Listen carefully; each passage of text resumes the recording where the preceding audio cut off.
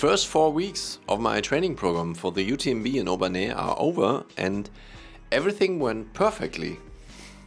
Everything, well, almost everything. So let's start at the beginning. As I announced in one of the last videos, this and the upcoming videos are an addition to my email newsletter. You can find the link below in the description. So if you're interested in why I'm running this UTMB, which takes place on May 20th, by the way, and what my training program looks like, you should read the newsletter. It's called Never Not Thinking About Running, and it's mainly about mental health and, of course, running.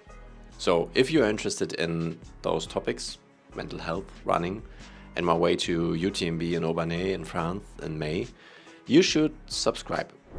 I'm not doing a classic 12-week plan that increases the intensity from week to week, but a 20-week plan. I've got plenty of time. This means that I train at one intensity level for 3 weeks, then take a recovery week with a slightly reduced intensity and then increase the intensity again. So 4 weeks, 5 times 4 weeks are 20 weeks. Then we are May at UTMB in Obernai. The race covers a distance of 34k and has an altitude difference of around 1,400 meters. So a marathon training plan would make perfect sense.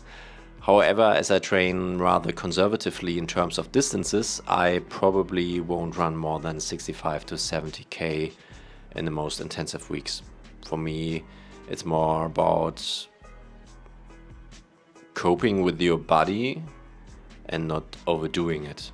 That's one of my main goals, which is not so easy. So in a week with 4 to 5 sessions, this means there's a recovery run, an intensive run and a long run, and the other runs are then supplemented accordingly, and that's how the first training block started.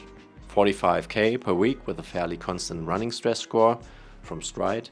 After training rather infrequent and on a whim recently, this was my return to more regular training, and it went pretty smoothly.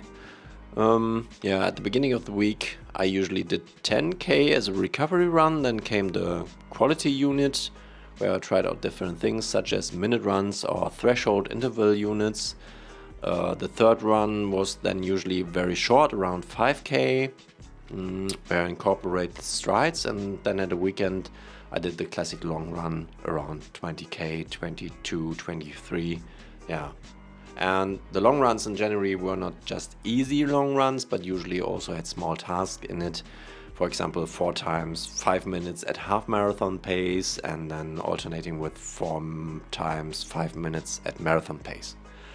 All in all, I can say at this point that everything went really well according to plan, and the last week, which was the recovery week, also went completely according to plan in terms of the numbers. However, I had a slight cold during the recovery week and I thought, well, taking it easy won't do any harm.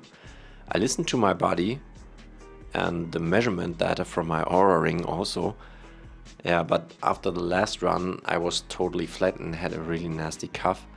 This means a break from running, and the start of the second training block has to be reorganized.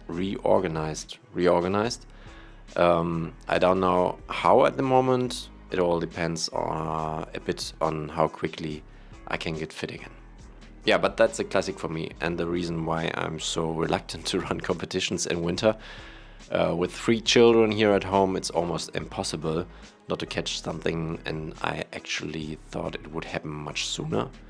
My children have been here constantly ill since mid-December with I don't know what, and I've actually been more or less spared until now. So let's get back to the first training block.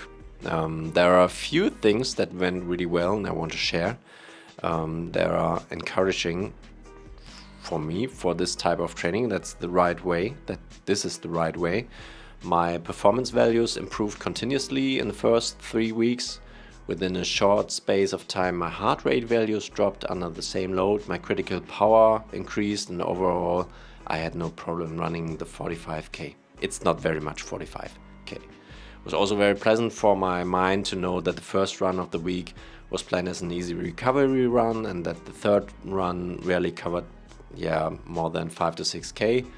The long run at the weekend was also rarely a problem, at most due to the special task or the external circumstances like wind or cold temperatures. When the recovery week came and the cold started to set in, it was also relieving to be in the recovery week, because a recovery week is there to recover, and the week should cure a small cold in most cases. So now that the second block is approaching, the feeling is there too. Assuming I'm ill for another week, I can still compensate well, I think. So far everything is fine. Let's see how much longer I can run around with this nasty cough. If the next training block is a total washout, then I can always do a classic 12-week program. Hopefully not, but I'm very positive that it all works out. So yeah. Okay, that's it for the first training block. I will do another video after the second training block. Hopefully it all works out.